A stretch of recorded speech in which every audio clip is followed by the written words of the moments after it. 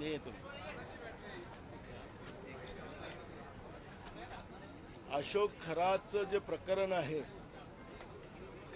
हे आताचं नाही, सरकारच्या निदर्शनास हे गेल्या अनेक महिन्यापासून लक्षात होतं.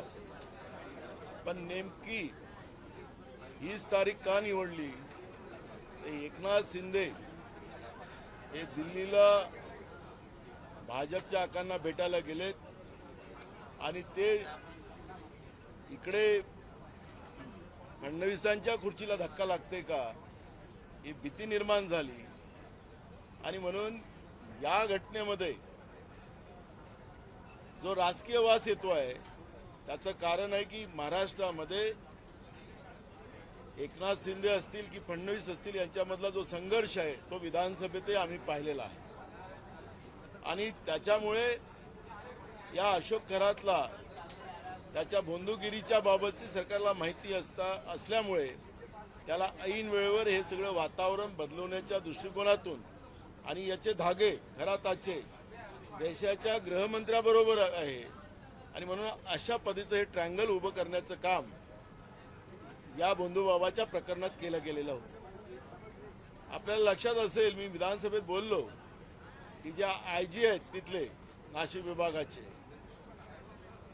जेव्हा ही घटना बाहेर आली, तो परब आणि दोघं जणांनी जेव्हा ते व्हॉट्सअप त्या खरातांना केले त्या काही दृश्यांचे, त्या आधारावर खराताला वाटलं की आता हे भानगड मोठी होणार आणि म्हणून खरात त्या आयजीकडे गेले आणि यांच्यावर कारवाई करायच्या बाबतची भूमिका त्यांच्यासमोर मांडली. 2 कोटीचा सौदा झाला आणि 2 कोटीचा सौदा झाल्यानंतर पण इकडे राजकीय खुर्चीची ओढताळ झाली आणि मग इथून जे आदेश गेलेत आणि त्या आधारावर खरातावर गुन्हा दाखल झाला. तर इथं प्रश्न निर्माण असा झाला की सरकारला ही सगळी घटना माहीत होती. त्या ठिकाणी महिलांचं शोषण होते आहे. त्यांच्या शुद्धीकरणाच्या नावाने चांगल्या चांगल्या घरच्या महिलांना त्या ठिकाणी ओढून त्यांच्या पांढरपेशांबरोबर उद्योगपत्यांबरोबर जोड्या लावून त्यांचं अजून शोषण घेऊन त्यांचं ब्लॅकमेलिंग करून खरात त्या ठिकाणी पैसे लुटत होतं हे सरकारला माहीत होतं. पण सरकार त्याला राजकीय वापर करते आणि हिंदूच्या नावाने सत्ता गाजवणारी लोक, जी लोक हिंदू धर्माला भ्रष्ट करतात, त्या भ्रष्ट करणाऱ्या लोकांना पाठीशी घालून जेव्हा त्याची गरज संपली त्यावेळेस त्याच्यावर या पद्धतीचा कार्यक्रम लावायचा आणि तिथपर्यंत महिलांचं शोषण होऊ द्यायचं, या पद्धतीच्या घटना या निमित्तानं लक्षात आलेल्या आहेत. विधानसभेत आम्ही सांगितलं की मुख्यमंत्र्यांनी याचं उत्तर दिलं पाहिजे. ही घटना ज्या पद्धतीनं आपल्याला सोपी वाटते ती सोपी नाही आहे. सरकारचं याच्यामध्ये सहभाग आहे. तो बंधुबाबा देशाच्या गृहमंत्र्यापर्यंत, राज्याच्या मुख्यमंत्र्यापर्यंत अनेक मंत्री 7 मार्चला पुण्यामध्ये हा जो खरात होता दिवसभर एका मंत्र्याच्या घरी होता 7 मार्चला, मी तोही उल्लेख केला. त्यामुळे ही सगळे मंत्रिमंडळच या खराताच्या ओशन पाण्यामध्ये हे भिजलेलं आहे आणि म्हणून या सरकारने राजीनामाच दिला पाहिजे. महाराष्ट्राची बदनामी करणाऱ्या या मंत्रिमंडळालाच फडणवीस सरकारने राजीनामा द्यावा ही भूमिका आम्ही मांडलेली आहे. दुसरा महत्त्वाचा प्रश्न की हे नुसतं आपल्या महाराष्ट्रापुरतंच नाही, आता देशपातळीवर गेलं, जागतिक पातळीवर गेलं हे प्रकरण. मला इस्रायलमधून माझ्या एका मित्राचा फोन आला, फादरलँडमधून. फादरलँड, आपण मदरलँड में रहते हैं, वो फादरलँड आहे. तिथून मला फोन आला की आता आमच्याकडे युद्ध चालू आहे, पण युद्धातही महाराष्ट्राची ही चर्चा, या बंधुभावाची, जे महिलांचं शोषण, मुलींचं शोषण, विधवांचं शोषण, गरोदर महिलांचं शोषण करणाऱ्या बंधुबाबाची चर्चा इस्रायलमध्ये लढाई सुरू असताना सुद्धा त्या ठिकाणी चर्चा होते आहे. या आपण जागतिक पातळीवर महाराष्ट्राची बदनामी या प्रकरणामुळे झालेली आहे. आणि म्हणून मुख्यमंत्र्यांनी जे काल निवेदन केलं त्या निवेदनाने नाही चालणार, जी वास्तविकता या राज्याच्या समोर मांडावी आणि अशी बंधुबाबा जे आहेत महाराष्ट्रामध्ये जे हिंदू धर्माला भ्रष्ट करतात त्यांच्यावर कारवाई करावी ही भूमिका आमची आहे.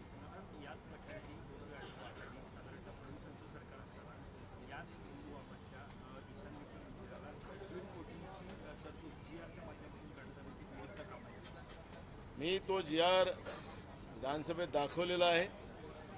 2017 मध्ये रावल हे त्या विभागाचे मंत्री होते आणि त्यांच्याच मंत्रालयातून त्यावेळेस जे GR आहेत त्याला खूप तीर्थस्थळाला त्यांनी पैसे दिलेले आहेत. त्याच्यामध्ये 11व्या क्रमांकावर या गोंधू बाबा अशोक खराच्या देवस्थानाला 1.5 कोटी रुपये त्या ठिकाणी दिलेले आहेत.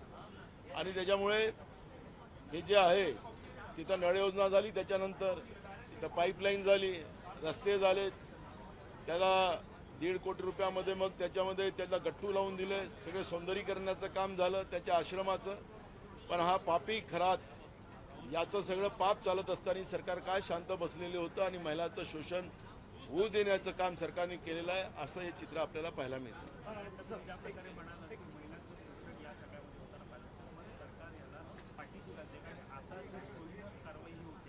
सोयीने कारवाईच मी सांगितलं की ही सोयीनं कारवाई झालेली आहे. मी माझं स्वतःचं उदाहरण दिलं. मी विधानसभा अध्यक्ष असताना मी पेडिक्युअर करायला मी सांगितलं, मला ते आमचे सुरक्षा लोक असतात त्यांना, ते मला वर्लीला घेऊन गेले.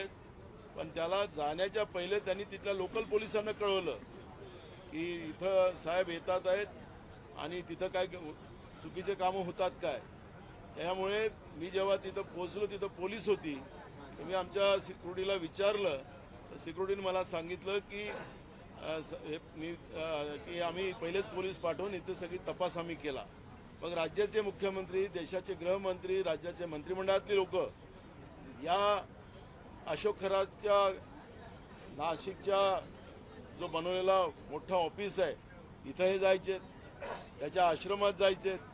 तर police commissioner Nashik, IG Nashik या सगळ्या मोठे लोक तिथं मुख्यमंत्री, देशाचे गृहमंत्री तिथं जात असताना यांनी माहिती का देऊ नये, यांना माहिती दिली असेल तरी हे लोक गेलेत. या पद्धतीची माहिती आम्हाला पुढे आणून द्यावी, ही मागणी आम्ही या ठिकाणी केलेली आहे. सर, जे प्रकरण आता चालू आहे, चालू आहे, काही पत्रकार त्याचे व्हिडिओ टाकतात किंवा काही प्रकरणे बाहेर काढतात, काही लोक त्या पत्रकारांना सुद्धा धमकी देतात. कसं काँग्रेस पक्ष म्हणून तुमची काय भूमिका असणार आहे पत्रकारांच्या पाठीशी? हे बघा, महाराष्ट्रामध्येच नव्हे तर देशामध्ये